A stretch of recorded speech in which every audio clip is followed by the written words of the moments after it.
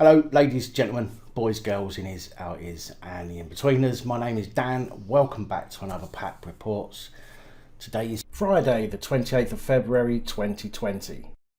Today we're starting with a brief update onto the case of PC 3139 William Sampson from Ecclesfield Police Station, part of South Yorkshire Police, who used his baton to split the head of a 16-year-old Sheffield Wednesday fan on the 8th of February. The last update I gave explained how the IOPC had taken over the investigation and that Sampson could be facing criminal charges for his actions. Well, Sampson has since been informed that he is the subject of a criminal investigation and is being investigated for gross misconduct, with the IOPC saying their investigation is progressing. I will of course keep you updated when any more information becomes available, but I think this is definitely going in the right direction and we really need to make sure that the pressure is kept on. Metropolitan Central East Command Unit PC Ayan Farah, who was found Thursday to have breached the standards of professional behaviour in respect of discreditable conduct in a misconduct hearing. On Sunday the 23rd of September 2018, PC Farah was off duty when she got into a vehicle that was being driven by a man with whom she had previously had a romantic relationship.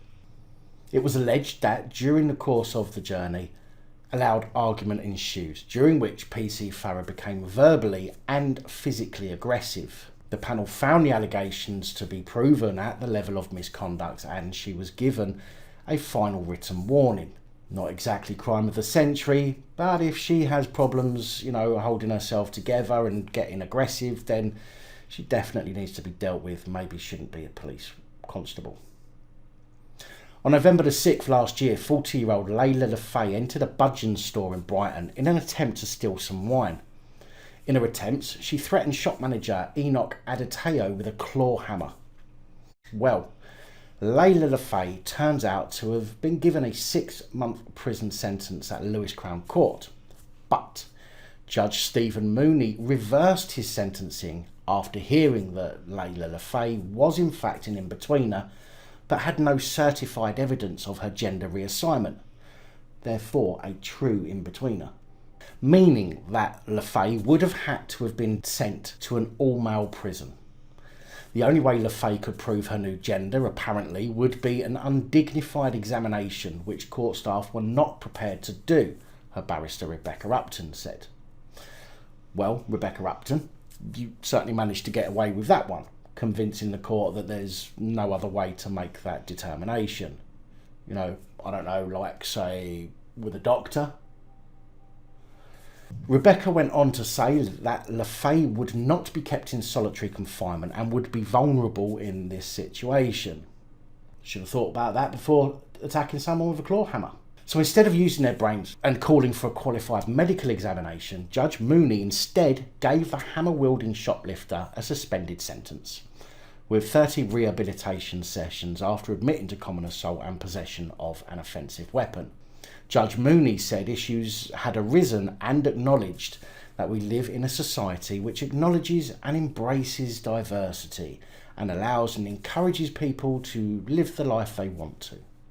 I think what he meant to say was that we live in a society which acknowledges and embraces diversity and allows and encourages people to get away with crimes. He added, having reflected again upon the impact an immediate custodial sentence would have, the difficulties there are and the intractable problems the prison service would face, I have reconsidered whether imprisonment must be immediate. So, Judge Mooney, what then happens when le Fay goes and commits another offence and ends up back in court? Are you going to give another suspended sentence to run concurrently? Clearly you haven't thought about this very well, as you're giving literally every in-betweener the go-ahead to commit crimes, as there's nowhere to punish them. Maybe you should have simply ordered a medical examination to happen before sentencing. Seems like a reasonable thing to do in the circumstances, don't you think? Absolutely unbelievable. Let me know what you think about that in the comments below. A judge has given former police officers 81-year-old Donald Denton, 73-year-old Alan Foster and police force solicitor 70-year-old Peter Metcalfe, who were charged with perverting the course of justice following the Hillsborough disaster, yet another year before starting their trial. The two former police officers and South Yorkshire police force solicitor were at Preston Crown Court on Thursday when Judge Mr Justice William Davis adjourned the trial for a date to be fixed after January the 2nd next year. The court had heard that Foster's wife has motor neuron disease and requires almost constant care from him. The judge said there is no reasonable option but for Foster to continue to act as his wife's carer. So there's no reasonable option. But there are other options, Judge. I'm guessing you wouldn't be so lenient if they weren't the age that they are or if they weren't former employees of the state. He said for a fair trial, if possible, all three defendants should be tried together. Mr Justice Davis told the court, "I shall vacate the trial date in its entirety as fixed for April 20 and shall order the trial be refixed for the first convenient date on or after January the 2nd, 2021. The three men all face allegations related to the changing of statements following the tragedy at the 1989 FA Cup semi-final, where 96 Liverpool fans died following the crush on the terraces. Now, don't get me wrong, I'm not completely heartless, and I understand that it's not his wife's fault. However, I'm pretty certain if I'd have killed someone or been involved in a cover-up and my missus required care, I'd sure as hell still end up in front of the beak being told that my own fault. I wonder how those who have waited 30 years and lost loved ones or have had loved ones with serious medical conditions due to the event are finding the fact you're giving these people special treatment. Her Majesty's Inspectorate of Constabulary in Scotland has told Police Scotland that they do not give enough priority to tackling online child abuse. That's a surprise. An official report said there were also real challenges in capturing the true nature and extent of abuse. Police Scotland said it remained committed to keeping children safe and building safer online communities. The HMICS report has made 10 recommendations for Police Scotland, which include calling on the force to improve the means by which the scale and nature of online child sexual abuse is assessed, undertake a strategic threat assessment to accurately identify the scale, nature and threat to children from online child sexual abuse, work with the National Crime Agency to ensure intelligence is shared effectively, and review the capacity and capability to conduct undercover online covert operations in support of policing priorities. Surely all things they should have been doing in the first place. Following publication of the report, HMICS Chief Inspector Jill Emery said, "The scale of the challenge in tackling online child sex abuse cannot be met by law enforcement alone." She said, "I believe there should be more consideration of rehabilitation and treatment interventions for some offenders, allowing the police to focus on those who pose the greatest risk to children." Now, I'm sorry, but I genuinely disagree with that statement. I think that every offender of abuse should be sent to jail. Not one of those private hotels, which is ultimately what they all are now. They're all pretty much privatised, but a real jail with a focus on rehabilitation. There's just no incentive for prisons to rehabilitate it, and it means offenders are currently more likely to return, earning the prison more money. I think what should have been said here is that actual crimes will be dealt with more robustly, and offences where police officers' egos have been bruised or where there is no actual harm, loss or damage, for example, someone taking offence to another person's views, should be dealt with properly, and the so-called victims should be told to grow a backbone. This will then leave the police with more manpower to deal with the serious offences and offenders. Police Scotland's Deputy Chief Constable Malcolm Graham said the force would carefully consider the HMICS recommendations. So nothing about implementing them then, just going to take them under consideration, whether you can actually be bothered to take that advice. He added, "Protecting children in Scotland is a top priority, and we know that reports of online child sexual abuse committed by sexual predators here in Scotland and worldwide continue to rise exponentially. Cyber-enabled crime is placing an ever-increasing demand on policing in Scotland and elsewhere. Mean tweets are not a crime, so how about you simply start dealing with the scumbags that try to groom kids or commit real crimes online such as fraud. He went on, it is essential in an ever-increasing digital world. Despite limited funding, we continue to invest in both resources and new technologies to support our officers, giving them the best tools and confidence to keep pace with what is a complex area of investigation.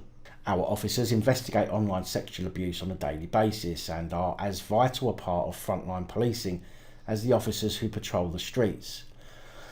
Well, I think I can say with some degree of certainty that Police Scotland probably won't be taking much notice of the recommendations, although I suggest they do ignore the rehabilitation of sex offenders deemed not to be a danger, as doing that will ultimately lead them to expand their boundaries until they are a danger.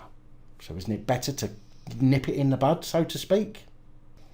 Newcastle Crown Court recorder Carl Gumsley said he was staggered after police took 18 months to get heroin dealer 46-year-old Paul Hunter from Ashington into court. Hunter, who sold drugs to undercover police during a police operation in Northumberland, was caught in a sting supplying £20 bags of the drug to what he thought was fellow addict. He was originally arrested in March 2018, but police failed to get the case to court until October 2019, which, if you've watched all of the PAP reports, isn't the first time police have taken excessive time to get a case to court after releasing offenders under investigation rather than on bail. Recorder Carl Gumsley said, "I'm just somewhat staggered to learn the time it's taken between what is clear evidence and charging decisions." Now, it turns out that although Hunter was arrested in March 2018, the police didn't even get their file to the CPS for a charging decision until April 2019, some 13 months later, despite having clear evidence of the offence. Hunter of Sycamore Street, Ashington, who has 39 previous convictions, pleaded guilty to 4 counts of supplying heroin and 1 of possessing diazepam. He was sentenced to 18 months suspended for 2 years. No doubt suspended because the judge felt sorry for him due to the amount of time it's taken. Although Recorder Gumsley told him dealing in drugs is a deadly matter, you well know what can happen, not only lives ruined but also ended. Hunter agreed with the judge, saying his cousin had died not long ago, and the judge added, "It seems there's a chance you might pull yourself together, but you need to get off the drugs and you might not kill yourself, to put it bluntly." Personally, I have zero time for dealers of drugs such as heroin. I think they should be taken off the streets, and as I said earlier regarding sex offenders, they should be placed in a prison where there is an incentive for the prison authority to actually rehabilitate people. I mean, surely it's cheaper in the long run to imprison and rehabilitate to prevent them from reoffending, rather than simply paying to take them back in jail over and over and over again. I think what we're seeing with regards to this under investigation rather than on bail, as you've probably seen in recent videos, is more people are getting lenient sentences due to the fact, or due to the police's incompetence. How difficult can it be when you've got a confession, when you've got the proof that the crime has actually been committed? And I'm not just talking about your word against somebody else's, I'm talking about actual, physical, tangible proof. Madness. Anyway, that's all I have for you today. A bit of a break from the norm today, with more about judges' decisions than police's actions. Please like, share, comment and subscribe. Let me know your thoughts, as I know many of you will. And until next time, stay safe, look after each other, film the police and other officials. Good night, all. Thank you for taking the time to watch this video. If you like the content and you'd like to help support the channel, you can do so. In the description of every video there are some links to ways that you're able to help support the channel so I can continue putting out content. If you're unable to help us in that way, hit that subscribe button up the top there. If you haven't already, become a subscriber. That is support enough. Share the videos, comment, like, it all helps. If you're looking for something else to watch, up top there is my latest video. Down the bottom there is a video that YouTube recommends for you.